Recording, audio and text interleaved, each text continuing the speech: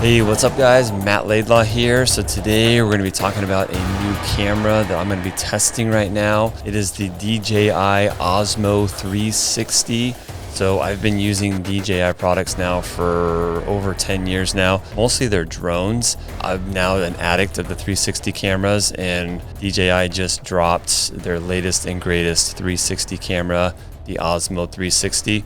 So I'm going to be testing this thing out. I'm going to be taking out some bikes and seeing what this thing's got and doing a little bit of a tutorial and a review on this camera, see how I like it, and most importantly, how I feel it's going to integrate into moto-vloggers, arsenal of cameras, and how well it does like on the motorcycle, because that's what I'm all about and that's what I capture. All right guys, so we're going to check out the two cameras here. I got the DJI Action 5 here.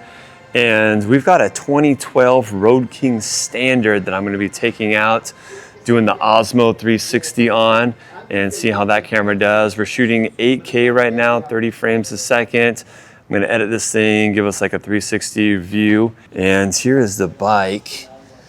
Beautiful 2012. I stole this out of the pre-owned department because I love Road Kings. This bike is available, by the way. So if you're looking for a clean Road King, come on down and check it out. But yeah, the classic triple headlamp in the front. We're gonna take it out, test out the two cameras. Right now I'm shooting 4K. I set both these cameras to 10-bit. You just get more data that way, a higher integrity of picture quality. So I'm shooting 4K, 60 frames a second on the Action 5, 8K, 30 frames a second on the 360 cam, 10-bit, and so we're gonna see how it turns out. I've also got the wireless mics synced. So I have a wireless mic synced to the Action 5 here. We're gonna see what kind of audio quality I get out on the road. And I've also got a wireless mic in a fanny pack behind me that's capturing audio for the Osmo back there. So we're gonna fire this thing up and take it out.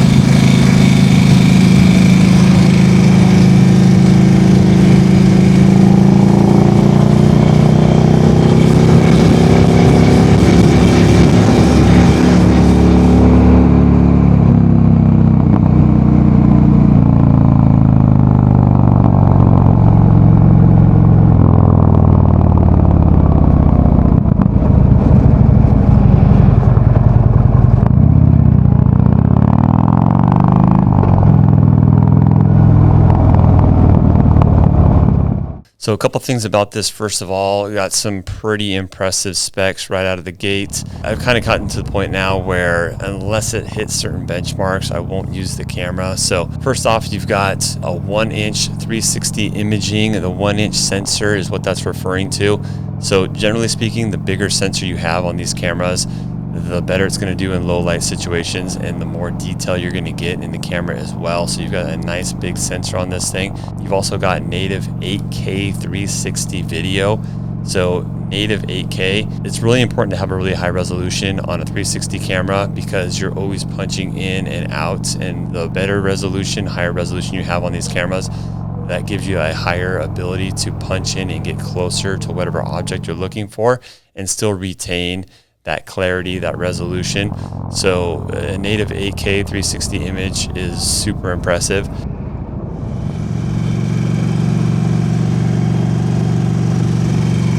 Kids all getting out of school right now. We're gonna cruise up Baldwin Park Boulevard, go to the downtown area a little bit. About 100 degrees out right now, so it's a warm one.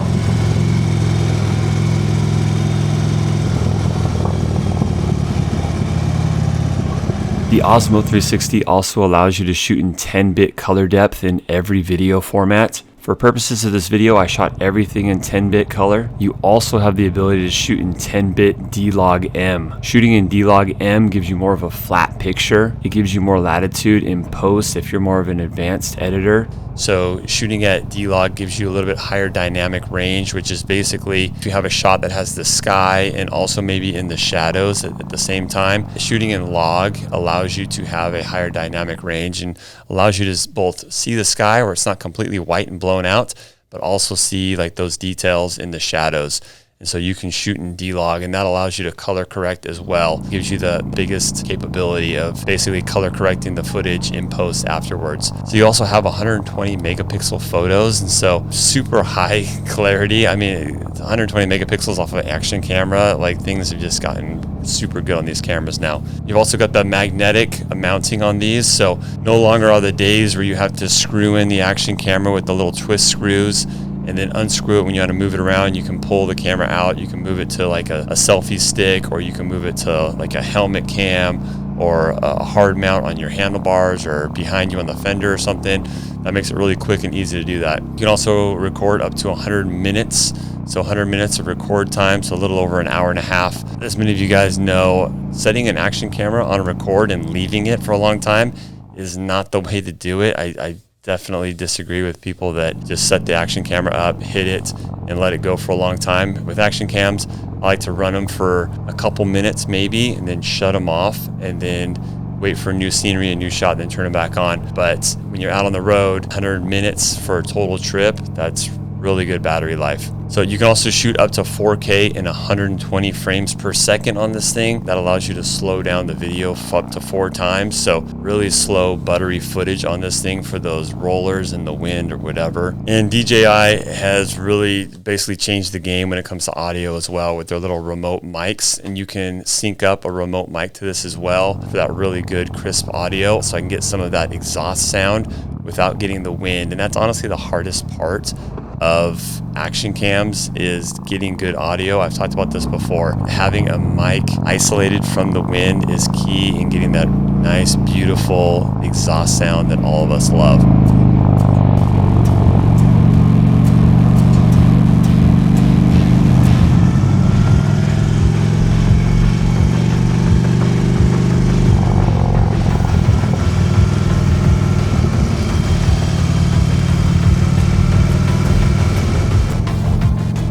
With 360 cams, you can get pretty creative. The perspectives and editing that you can do in post-production with the DJI Studio is pretty much limitless. Personally, I like to keep the shots as natural as possible, but if you want to get creative and artistic, you can go that route as well.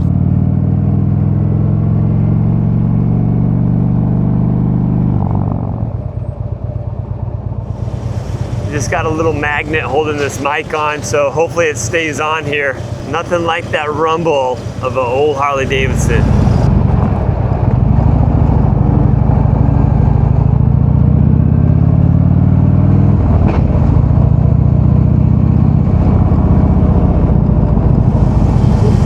So this is a twin cam 103. So this was 5 years before they released the M8, Milwaukee 8, which is the current motor. So you still got a little bit more of that rumble and shake, that character that people love in a Harley. It is fuel injected though. Looks like we got a train here.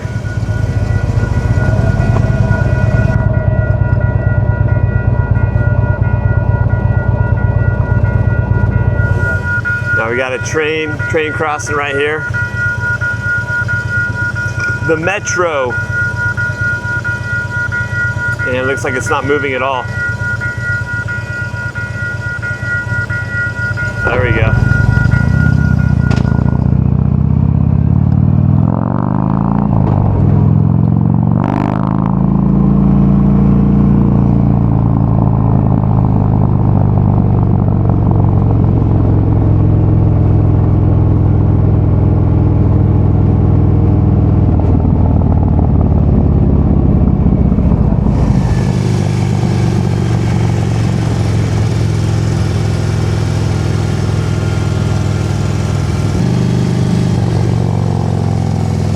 I do love a nice ride through Baldwin Park. It's so beautiful. Make a right here, go down Puente.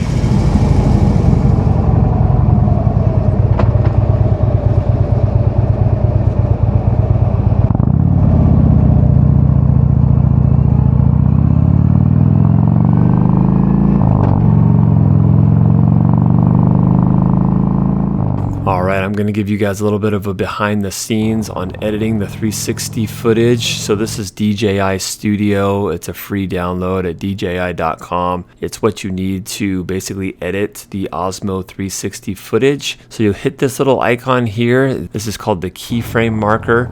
So what you can do is literally take the mouse on the screen and drag it wherever you want the shot to be. It's very intuitive. Just drag the shot where you want it to be. Use the mouse wheel in the middle of your mouse to zoom in or out, and then hit that keyframe and then press the space bar and let the video play until you want to get a new shot. Reframe where you want the shot to be, and then hit the keyframe again and hit that space bar. When you play it back, the camera will just gradually focus in or swivel to get to where you had set the keyframe. And you just kind of keep doing this. Like, you stop the footage, reframe the shot, hit the keyframe again, and keep going. So today was the first time I've ever used the DJI Studio. And with a very basic understanding of how editing works, you can jump right into this and do it immediately with no problem. So as soon as I don't like the shot anymore, when I'm playing it back, I just take my mouse on the main screen, move the shot where I want it, hit the keyframe, press the spacebar again, let it play. And again, you can experiment with zooming in and out with the mouse wheel. And when you play it back, the camera will just naturally just focus in and make those movements that you specified. So super fun to play with.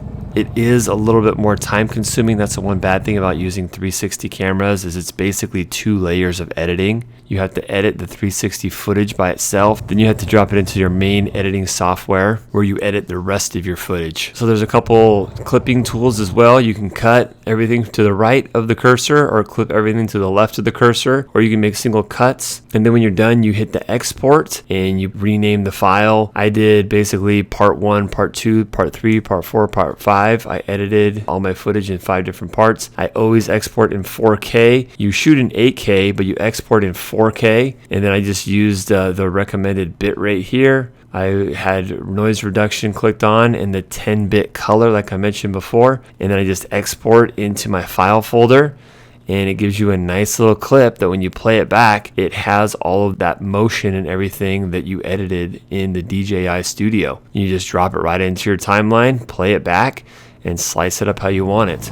So all in all, guys, it was actually very easy for me to set up the DJI Osmo 360. And yes, I am an experienced videographer and editor and everything, but DJI does make it very intuitive for people to connect it to the app, charge the batteries, and get going almost immediately. The pairing of the mics to both the Osmo 360 and the Action 5 Pro was very easy. And anytime either one of those cameras are on and I pull the mics out of their case, they automatically will just pair up immediately once they're paired once. And you can see on the screen if the audio is being transmitted as well, so you know that the mic is working. The 1-inch sensor on the Osmo 360 really makes a big difference. That native 8K with that 1-inch sensor just makes all the 360 footage really crystal clear. Some of the 360 cameras I've used in the past, you can kind of tell when it's a 360 camera because the video isn't quite as crisp. The clarity of the shots, the lighting enhancement, and the dynamic range on this camera were all very good. I got the Adventure bundle on both the Osmo 360 and the Action 5 Pro. The Adventure bundle comes with a 3-pack of batteries that come in a chargeable case. They also come with a selfie stick as well. So with the Adventure combo on these cameras, plus the DJI mini mics, you're pretty much fully equipped to do everything moto vlogging. I guess the one thing that I like to have above and beyond this would be a drone.